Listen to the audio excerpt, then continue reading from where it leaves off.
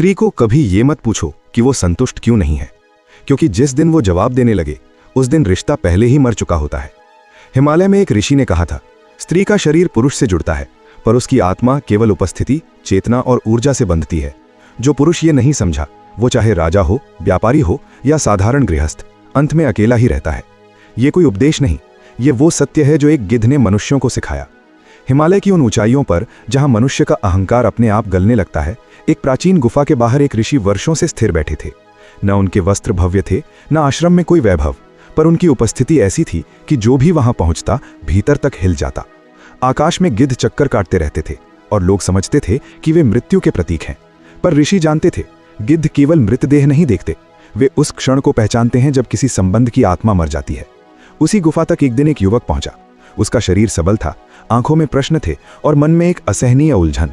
उसने झुककर प्रणाम किया और बिना भूमिका के पूछ बैठा, गुरुदेव, मैंने जीवन में सब कुछ ठीक किया, कर्म किया, धन कमाया, पत्नी को कोई कष्ट नहीं दिया, फिर भी वो असंतुष्ट है। क्या स्त्रियां कभी संतुष्ट होती भी हैं? ऋषि ने आंखें नहीं खोली, पर उनके चेहरे पर हल्की मुस्कान आई। उन्होंने धीमे स्वर में कहा, तुम वही प्रश्न पूछ रहे हो जो हर युग में पुरुष पूछता आया है और वही भूल दोहराता आया है।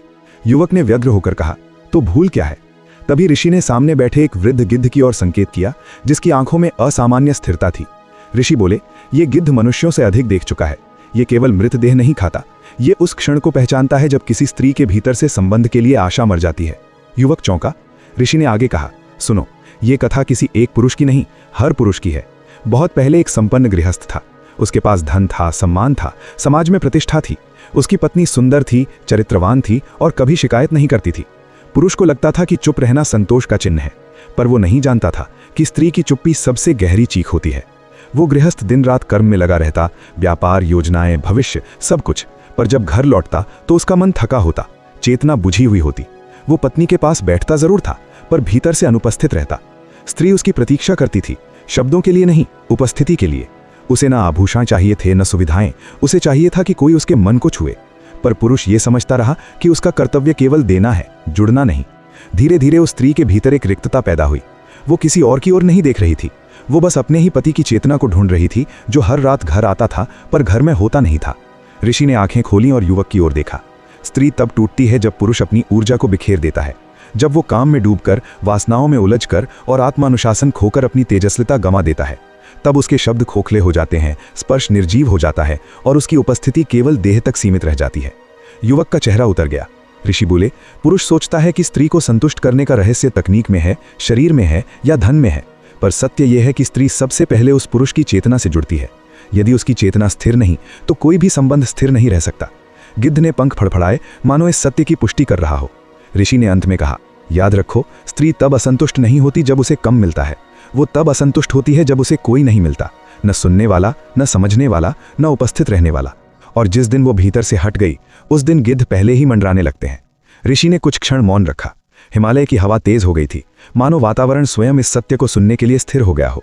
युवक सांस रोके बैठा था। ऋषि ने बोलना शुरू किया, गिद्ध ने मुझे बताया था कि वो स्त्रियों को नहीं देखता, वो पुरुषों को पढ़ता है, क्योंकि जब पुरुष भीतर से कमजोर होता है तभी स्त्री का मन अस्थिर होता है। युवक ने आश्चर्य से पूछा, कमजोर? जबकि वही तो घर संभालता है, धन लाता है, सुरक्षा देता है। ऋषि ने गंभीर स्वर में कहा, यही तो भ्रम है। पुरुष अपनी थकान को त्याग समझ लेता है और अपनी अनुपस्थिति को कर्तव्य। वो समझता है कि दिन भर खप जाना प्रेम का प्रमाण है, पर स्त्री प्रेम को समय से नहीं, चेतना से मापती है। ऋषि ने आगे बताया कि उस गृहस्थ की पत्नी ने कभी किसी से शिकायत नहीं की थी। उसने अपने मन की भूख को शब्द नहीं दिए, क्योंकि वो जानती थी कि शब्दों से भी उसे वही पुरुष मिलेगा, थका हुआ, बिखरा हुआ, भीतर से खाली। वो स्त्री हर रात प्रतीक्षा करती थी उस क्षण की जब उसका पति उसके पास बैठे और वास्तव में वहां हो। पर वो आता था, भोजन करता था, सो जाता था। उसका शरीर घर में था, पर उसका मन अगले दिन की चिंता में। धीरे धीरे स्त्री ने स्वयं को समेटना शुरू किया। उसने कम बोलना सीख लिया, कम मांगना सीख लिया। पुरुष ने इसे शांति समझा, जबकि ये उस संबंध का मौन अंतिम संस्कार था। ऋषि ने कहा, याद रखो, स्त्री का सबसे बड़ा त्याग चुप हो जाना है। जब वो बोलती है तब तक वो जुड़ी रहती है, जब वो चुप हो जाती है तब वो भीतर से अलग होने लगती है। युवक के चेहरे पर चिंता साफ दिख रही थी। ऋषि बोले, गिद्ध ने एक और बात कही थी, जब पुरुष अपनी ऊर्जा का अनुशासन खो देता है तो वो केवल शारीरिक रूप से पुरुष रह जाता है, मानसिक और आत्मिक रूप से नहीं। युवक ने पूछा, ऊर्जा का अनुशासन? ऋषि ने उत्तर दिया, जब पुरुष निरंतर उत्तेजना में रहता है, जब उसकी चेतना बाहर की ओर बहती रहती है, जब वो संयम और स्थिरता खो देता है, तब उसका तेज क्षीण हो जाता है। तब उसकी आंखों में ठहराव नहीं रहता, उसके शब्दों में वजन नहीं रहता और उसकी उपस्थिति केवल देह तक सीमित रह जाती है। स्त्री को यह सब शब्दों में समझ नहीं आता, पर उसका मन सब महसूस करता है। वो उस पुरुष के पास बैठकर भी अकेली महसूस करती है, क्योंकि उसके सामने बैठा व्यक्ति भीतर से अनुपस्थित होता है। ऋषि ने बताया कि वही गृहस्थ एक दिन संत के पास पहुंचा था।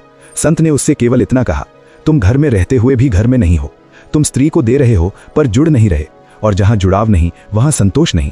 गृहस्थ को पहली बार एहसास हुआ कि उसने कभी अपनी पत्नी के मन से संवाद ही नहीं किया। उसने कभी पूछा ही नहीं कि वो क्या महसूस करती है। उसने मान लिया था कि उसकी जिम्मेदारियां पूरी हैं, इसलिए रिश्ता भी सुरक्षित है। पर रिश्ता जिम्मेदारी से नहीं, सहभागिता से जीवित रहता है। ऋषि ने युवक की ओर देखते हुए कहा, स्त्री को संतुष्ट करने का रहस्य कोई तकनीक नहीं, कोई चाल नहीं। रहस्य यह है कि पुरुष स्वयं के भीतर स्थिर हो। जब पुरुष का मन शांत, अनुशासित और उपस्थित होता है, तब स्त्री बिना मांगे सुरक्षित महसूस करती है। गिद्ध फिर से आकाश में चक्कर लगाने लगा। ऋषि बोले, गिद्ध को पता होता है कि किस घर में संबंध मर चुका है, क्योंकि वहां स्त्री की आंखों में चमक नहीं होती और पुरुष की आंखों में चेतना नहीं होती। दोनों साथ होते हैं पर जुड़े नहीं होते। युवक का सिर झुक गया। उसे पहली बार यह समझ आने लगा कि संतोष देना कोई क्रिया नहीं, एक अवस्था है, और वो अवस्था बाहर नहीं, भीतर से आती है। ऋषि ने अंत में कहा, अगले भाग में मैं तुम्हें बताऊंगा कि जब पुरुष ये समझ लेता है तब वो क्या बदलता है और स्त्री का मन पुनः कैसे लौटता है, क्योंकि संतोष कोई चमत्कार नहीं, एक प्रक्रिया है। ऋषि ने गहरी सांस ली, जैसे वो अंतिम सत्य को शब्द देने से पहले स्वयं को स्थिर कर रहे हों। युवक पूरी तरह शांत था। अब उसके भीतर प्रश्न नहीं, एक स्वीकार था। ऋषि बोले, जब पुरुष ये समझ लेता है कि स्त्री को संतुष्ट करने का अर्थ उसे जीतना नहीं बल्कि उसके साथ ठहरना है, तभी परिवर्तन शुरू होता है। उन्होंने बताया कि वही गृहस्थ जिसे गिद्ध ने पहले ही मृत संबंध का संकेत दे दिया था, अंततः बदला। उसने काम कम नहीं किया, पर काम को ही अपना अस्तित्व बनाना छोड़ दिया। उसने अपनी पत्नी के सामने बैठना सीखा, बिना थकान का रोना रोए, बिना अगली योजना की चिंता किए। वो सुनने लगा, समाधान देने के लिए नहीं बल्कि समझने के लिए। शुरुआत में स्त्री ने विश्वास नहीं किया। वर्षों की उपेक्षा एक दिन में नहीं भरती। वो चुप रही, देखती रही कि यह परिवर्तन स्थायी है या अस्थायी। पुरुष ने धैर्य रखा, क्योंकि उसे पहली बार समझ आया कि स्त्री का मन समय से खुलता है, दबाव से नहीं। धीरे धीरे उसकी ऊर्जा में स्थिरता आई। उसका स्पर्श बदल गया। अब उसमें मांग नहीं थी, केवल उपस्थिति थी। उसकी आंखों में जल्दबाजी नहीं थी, केवल ठहराव था। स्त्री ने पहली बार वर्षों बाद बिना किसी कारण के शांति महसूस की। ऋषि बोले, स्त्री तब संतुष्ट नहीं होती जब पुरुष बहुत कुछ करता है, वो तब संतुष्ट होती है जब पुरुष पूरा होता है। गिद्ध इस परिवर्तन को पहचानता है। जहां पहले वो मंडराता था, वहां अब उसे कुछ नहीं दिखता, क्योंकि संबंध में फिर से प्राण लौट आते हैं। ऋषि ने आगे कहा, यही कारण है कि राजा भी असफल हो जाता है और साधारण पुरुष भी सफल, क्योंकि पद, धन और शक्ति स्त्री को नहीं बांधते, उपस्थिति बांधती है। युवक ने धीरे से पूछा, तो क्या यह अंतिम रहस्य है? ऋषि मुस्कुराए, रहस्य नहीं, सत्य, जिसे पुरुष जटिल बना देता है। उन्होंने कहा कि स्त्री को संतुष्ट करने के लिए उसे समझने की नहीं, महसूस करने की आवश्यकता है, और महसूस वही कर सकता है जो स्वयं से जुड़ा हो। जो पुरुष अपने ही भीतर बिखरा हुआ है, वो किसी और को कैसे समेट पाएगा? हिमालय की हवा अब शांत हो चुकी थी। गिद्ध दूर उड़ चुके थे। ऋषि ने अंतिम शब्द कहे, याद रखो, स्त्री को संतुष्ट करने का अर्थ उसे रोकना नहीं बल्कि उसे सुरक्षित महसूस कराना है। जब वो सुरक्षित होती है तो वो ठहरती है। जब वो ठहरती है तो संबंध जीवित रहता है। और जब पुरुष ये समझ लेता है, तब उसे कोई गिद्ध ये बताने नहीं आता कि उसका रिश्ता मर चुका है। युवक ने प्रणाम किया। अब वो उत्तर लेकर नहीं, जिम्मेदारी लेकर लौट रहा था। हिमालय वहीं था, स्थिर, मौन, साक्षी। और गिद्ध, वे केवल उन्हीं घरों के ऊपर उड़ते हैं जहां मनुष्य ये सत्य समझने में देर कर देता है। आशा करता हूं साथियों, ये जानकारी आपको पसंद आई होगी। जाते जाते वीडियो को लाइक जरूर कर देना और कहानी सुनो स्टोरी ट्रेलर चैनल को सब्सक्राइब कर लेना। मिलते हैं नेक्स्ट वीडियो में, तब तक अपना ख्याल रखिए। बाय, धन्यवाद।